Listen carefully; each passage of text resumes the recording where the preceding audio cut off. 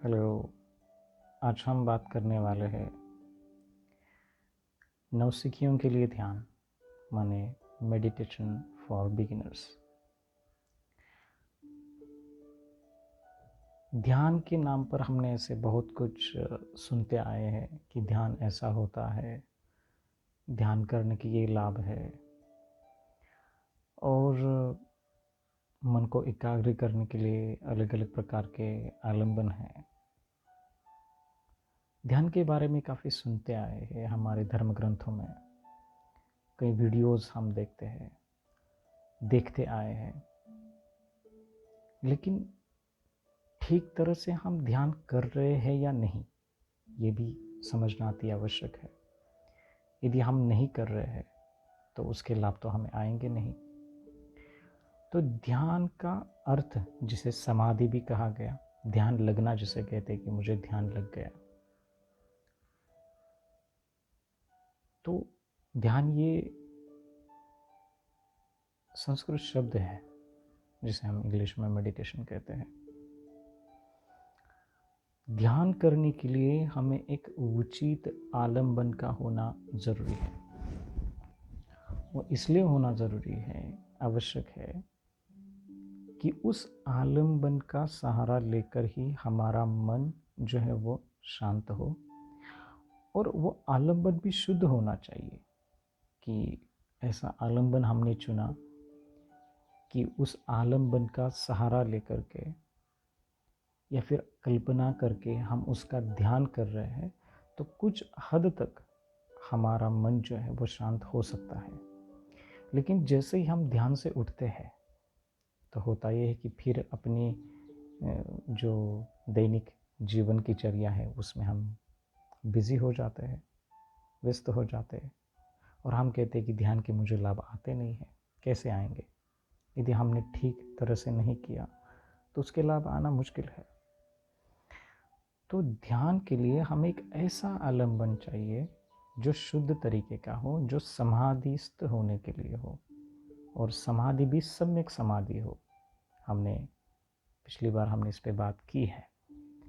तो ध्यान के नाम पर न जाने कितने अलग अलग आरोपण लगे, न जाने कितने ऐसी कुछ नए नए ध्यान का उद्गम हो गया, लेकिन हम जिस ध्यान की बात कर रहे हैं वो चित्त को शुद्ध करने की प्रक्रिया की बात कर रहे हैं, न कि चित्त को किसी स्थान पर टिकाने के लिए कुछ मिनटों के लिए या फिर कुछ घंटों के लिए, फिर उसके पश्चात उठने के बाद हम फिर वही अपनी रोज़मर्रा की ज़िंदगी जीते हैं।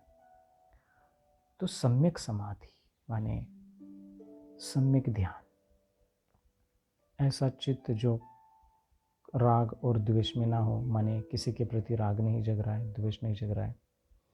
तो हम कैसे ध्यान करेंगे? हम थोड़ा सा देखते हैं कि जिस प्रकार से थोड़े हम उसको निर्देश दिए जाएं तो कुछ इस प्रकार से हो गए कि अपनी पीठ, गर्दन,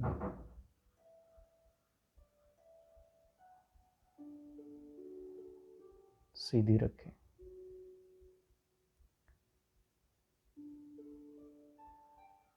और अपना मुंह भी बंद रखें। तो ये जो घटनाएं हैं, पहले हमारा बैठने का जो तरीका है वो हमारा अच्छा होना चाहिए। ध्यान तो आगे की प्रक्रिया है। हम बैठते किस प्रकार से है? कोई कहता है कि आप पद्मासन में बैठो तो ध्यान अच्छा लगता है, कोई कहता है कि आप इस आसन में बैठो। आवश्यक नहीं है। आपको जिस आसन में बैठना आपको उचित लगता है, जहां आप अच्छा महसूस करते हो, उसी आसन में बैठें। लेकिन वहाँ पे ज़्यादातर इस बात का हमें ध्यान रखना है कि हमारी गर्दन, पीठ सीधी होनी चाहिए, ताकि आगे जा कर के साधना में हमें और हम अच्छे मन को और हम शांत करने के लिए वो अच्छा सहायक होगा। तो बैठने के लिए हमें एक उचित स्थान, और स्थान भी थोड़ा शांत होना आवश्यक है, खास करके नवसिखियों के लिए। क्योंकि जब हम जहाँ पे बहुत शोर शराबा चलता है वहाँ पे ध्यान हमारा कैसे लगेगा? तो अपनी पीठ, गर्दन, मुंह बंद रखना है और आंखें बंद रखनी है। आंखें बंद इसलिए रखनी है कि आंखें खुलेगी तो हमारा मन भटक जाएगा और हमारा सारा ध्यान जो है वो आने जाने वाले सांस के प्रति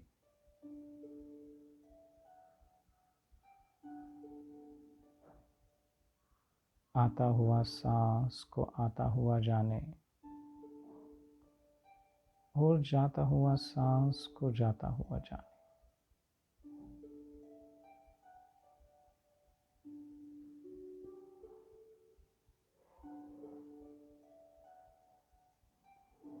ये पहली प्रक्रिया हुई कि हमें बैठने कैसे किस प्रकार से बैठना है। अब दूसरी प्रक्रिया है कि आपको सांस को देखना है। अब प्रश्न ये आता है कि हम सांस को क्यों देखें? सांस को इसलिए हमें देखना है कि सांस हमारे जन्म से लेकर मृत्यु तक हमारे साथ बना रहता है और सांस को देखते देखते व्यक्ति का चित्त शांत होता है। जैसे उदाहरण से हम समझें, किसी के प्रति हमारे चित्त में क्रोध जग गया तो हमारी सांस की जो गति है वो ऊपर नीचे हो जाती है, सांस फूलने लगता है। हम अभी शांत है तो हमारा सांस अभी शांत चल रही है।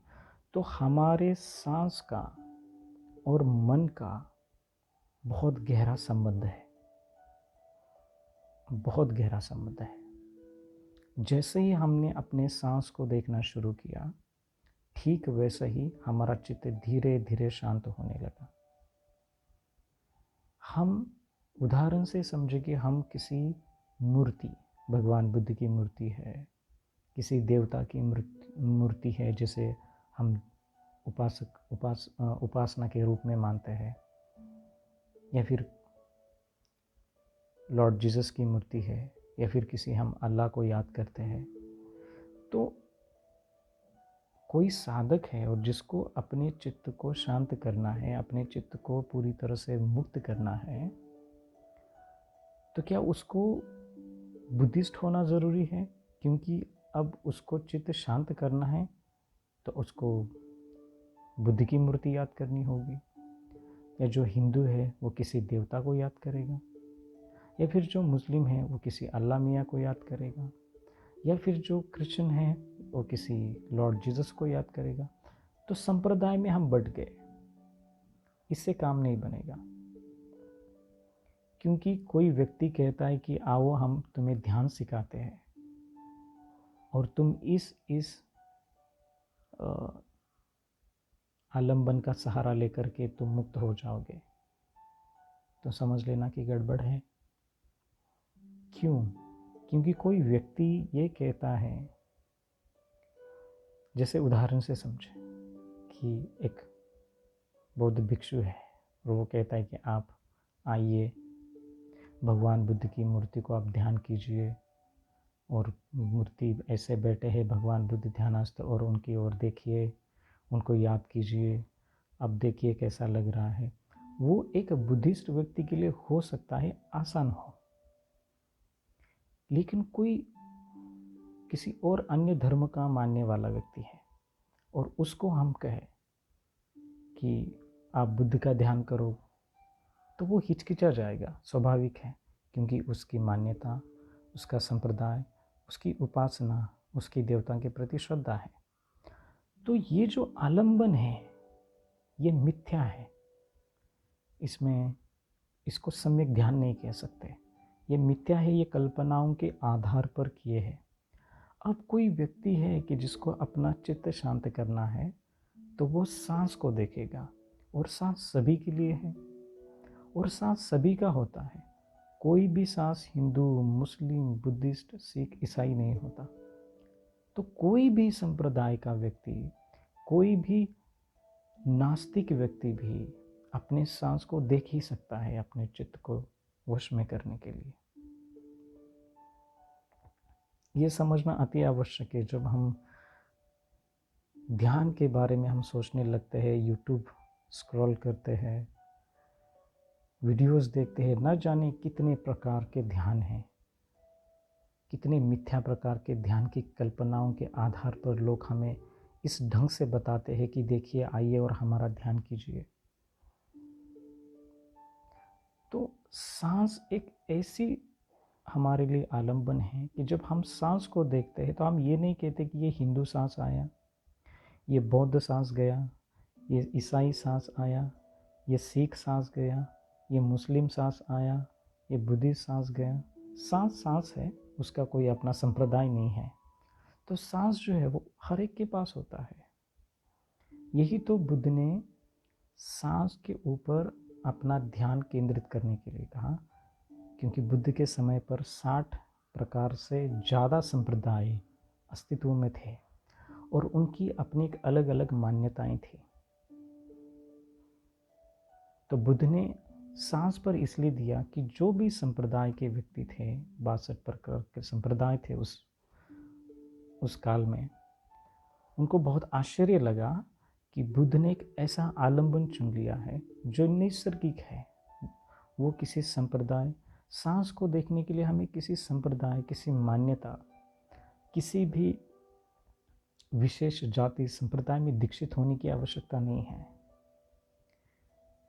जो है उसको वैसे ही देखना है, वो हमारा सांस है। और हम देखते हैं कि YouTube पे लोग मेडिटेशन, ध्यान सिखाते हैं। पीछे अभी जो मैंने बैकग्राउंड म्यूज़िक चलाई है उसका आधार लेकर के ऐसे कुछ आप देखेंगे, YouTube पे जाएंगे आप देखेंगे तो उसके पीछे कुछ बैकग्राउंड म्यूज़िक लगते हैं, संगीत होता है और उसके ऊपर आपको ध्यान कराने के लिए कहते हैं।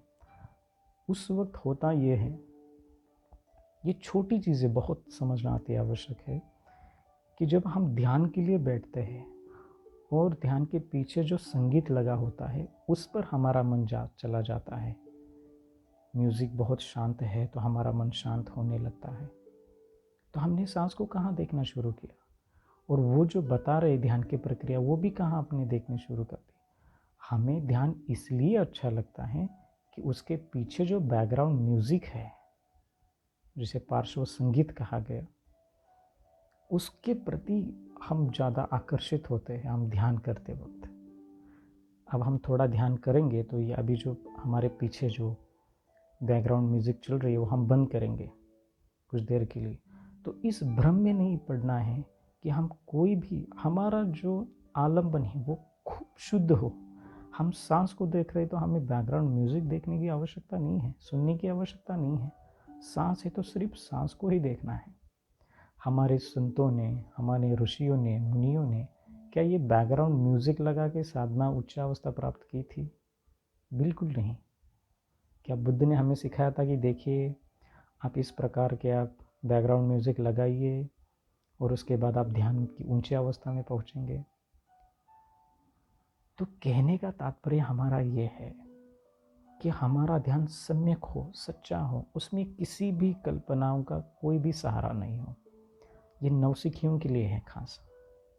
और इसका मतलब ये भी नहीं है कि जो साधना में आगे पहुँचे हैं तो वो संगीत लगा के ध्यान करे, बिल्कुल नहीं। तो किसी भी जाल में नहीं फंसना है। आजकल की हमारे भाग दौड़ की ज़िंदगी में हम कुछ ऐसे शॉर्टकट्स अपनाते हैं कि हमारा चित्त शांत हो जाए। हमने पत्थर पर भी ध्यान केंद्रित शुरू कर दिया तो हमारा चित्त भी शांत हो जाएगा, सांस को देखने की आवश्यकता नहीं है। या फिर हमने किसी फूल को भी हमने कल्पना किया, उस पर हमारा ध्यान जा रहा है, बहुत देर तक हम उस फूल को हम याद कर रहे हैं तो हमारा चित्त शांत होगा। लेकिन वो चित्त भी क्या काम का जहाँ पे सम्यक नहीं है, जहाँ पर शुद्धता नहीं है। उदाहरण से समझे, हमने पिछली वीडियो में भी ये बात की थी कि एक बिल्ली है जो बहुत ध्यानस्थ है, घंटों से बैठी, कब चूहा बाहर आए और उसको दबोच लेगी। एक बगुला है, बहुत ध्यानस्थ है, एक ही पैर पे खड़ा है पानी में घंटों तक, जैसे ही मछली दिखेगी वैसे वो गटक लेगा उसको। और एक शिकारी है जो भी ध्यानस्थ है, हिलता नहीं है, बंदूक है हाथ में, जैसे शिकार आएगी मारेगा उसको। ये तीन उदाहरण जो है, बिल्ली का चित्त जो है वो भूख से भरा है, इसलिए वो चूहे के बिल के बाहर खड़ी है, बहुत शांत है, सजग है। बगुला जो है उसको भी भूख लगी है। चित्त क्या है? भूख से भरा हुआ है। शिकारी क्या है? उसको अच्छी शिकार मिलेगी तो वो बाजार में जाएगा, उसको बिकेगा, उसको 2 पैसे मिलेंगे। इन तीनों का चित्त जो है वो द्वेष से भरा है, ये फिर हो सकता है आसक्ति से भरा है, भूख से भरा है। वो हमारे लिए सम्यक समाधि नहीं हुई। हमारा ऐसा चित्त जो राग में भी नहीं है और द्वेष में भी नहीं है, हम वर्तमान में रहेंगे, वो हमारा सांस है। और ये सांस जो है वो केवल हमारे नाभि तक सीमित नहीं रहता। न जाने ऐसे प्रकार के ध्यान है कि आपको कल्पना की जाती है कि देखो सांस भीतर आ रहा है, आपके नाभि तक गया और फिर बाहर आया। तो इस प्रकार के ध्यान वो सिर्फ कल्पना रही। मन काफ़ी सूक्ष्म होने के बाद ये हमें पता चलता है कि एक सांस ली तो वो पूरे शरीर में चली जाती है, उसके बाद वो बाहर आती है। कुछ ही तुरंत कुछ सेकंड में भी होता है ये प्रक्रिया, हर सांस होता है ये धीरे धीरे साधना से। तो आनापान सती साधना कहा गया, माने आने जाने वाले सांस के प्रति सजग रहना। तो जिसे हम आजकल की भाषा में आनापान सती विपश्यना साधना भी कहते हैं। आजकल विपश्यना साधना के शिविर लगते हैं 10-10 दिन में। और जितने भी लोग हैं वो बताते हैं, आप यूट्यूब पे जाएंगे तो ऐसे कुछ लोगों ने वीडियो भी बनाई है विपश्यना के साधना के संदर्भ में भी कि विपश्यना साधना मत कीजिए, अच्छा नहीं होता, न जाने क्या क्या। वो उनका एक अलग अनुभव हो सकता है, उनकी मेंटालिटी अलग है। इतने सालों से लोग साधना कर रहे हैं, अपने समाधि का अभ्यास कर रहे हैं, उनको काफ़ी लाभ हो रहा है। और हर एक संप्रदाय के लोग जा रहे हैं, हर एक मान्यता के लोग जा रहे हैं, कोई बंधन नहीं है। तो कम से कम जब तक हम विपश्यना या फिर कोई ऐसी साधना शिविर में नहीं जाते, तब तक हम ये तो कम से कम समझे कि 10 मिनट मुझे हमें खुद को देना है अपने सांस को देखने के लिए। और सांस को हम, ये प्रक्रिया जब शुरू होगी, हमें खुद को ये पता चलेगा कि साधना करने के लिए हमें म्यूज़िक की ज़रूरत नहीं है, किसी संगीत की ज़रूरत नहीं है। एक अच्छी जगह जहाँ पर हम कंफर्टेबल, एक अच्छा महसूस करें, थोड़ा शांत हो माहौल, और हम वहाँ पे 10 मिनट हमारे साधना में दे दिया जाए।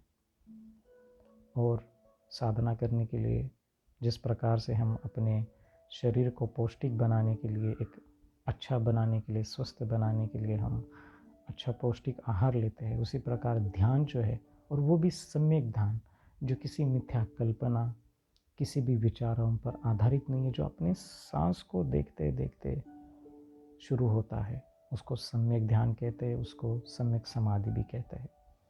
तो हम थोड़ी ध्यान करेंगे। अभी ये जो बैकग्राउंड म्यूज़िक चल रहा है उसको हम बंद करेंगे और उसके बाद हम थोड़ा ध्यान करेंगे।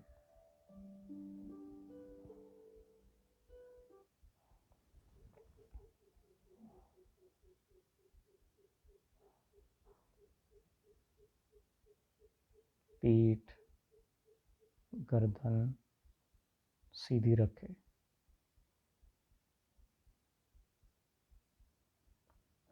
मुंह भी बंद रखें। सांस मुंह से नहीं, नाक से लेनी है। और आप जिस आसन में बैठना चाहते हैं उसी आसन में बैठें। तो सारा ध्यान आने जाने वाले सांस के प्रति।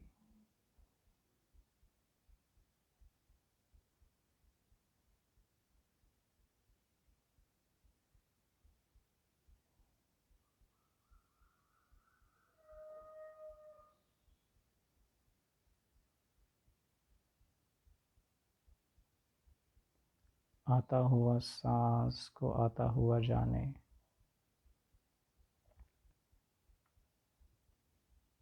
जाता हुआ सांस को जाता हुआ जाने।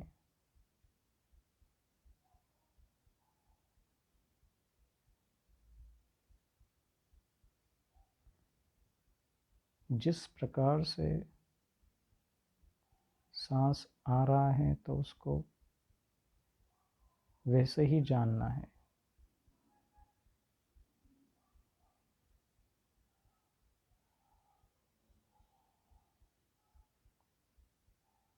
खूब ध्यान से।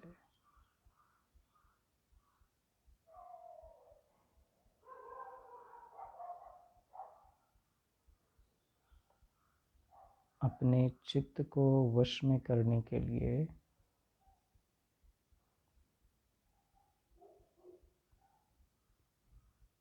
हमने एक शुद्ध आलंबन का सहारा ले लिया,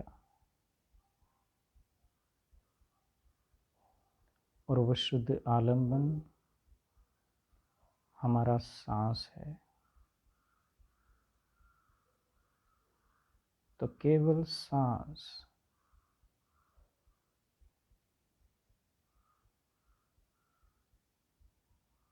आने जाने वाले सांस के प्रति सजग रहना, इसी को ही आनापान सति की साधना कहा गया,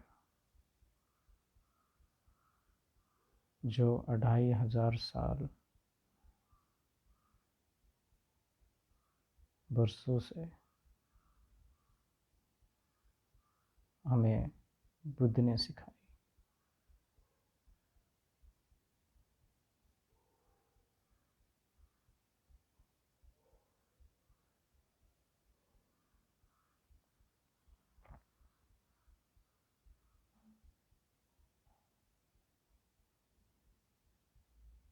मन को भटकने ना दे। मन भटक गया है तो स्वीकार करना है, और नैसर्गिक सांस के ऊपर ही देखना है। सांस को खींचना नहीं है।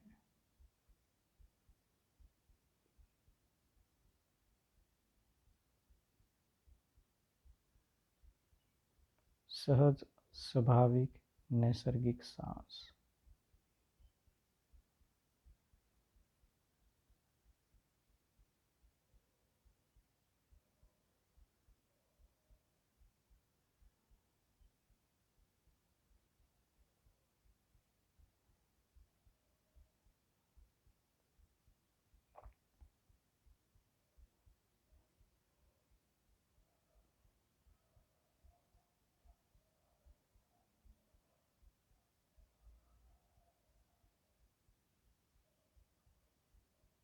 मन को वश में करने के लिए वर्तमान में होना आवश्यक है, और वह वर्तमान स्थिति, इस क्षण जो हो रहा है, उसी के प्रति हमें सजग रहना है।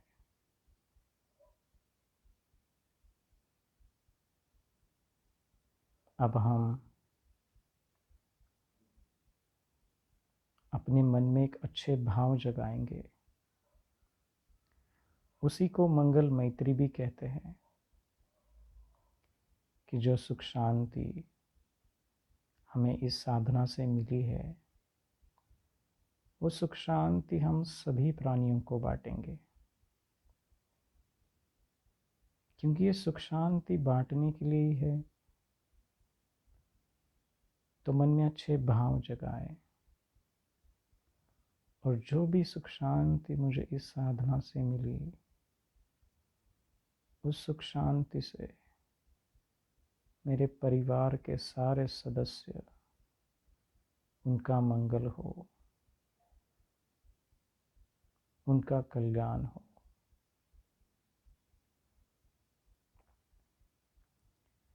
मेरे जो शत्रु है, जो हमें हमेशा अपनी काया चित्त वाणी से हानि पहुंचाना चाहते हैं, उसका खूब कल्याण हो, वो अपने सारे दुखों से मुक्त हो।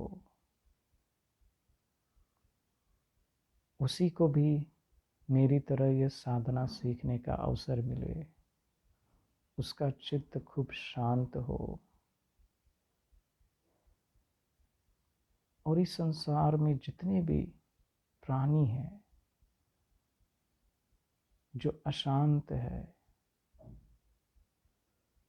वो सारे प्राणी सुखी हो, शांत हो,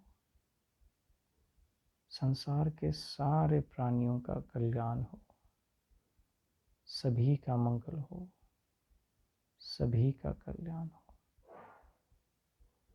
आप आंखें खोल सकते हैं।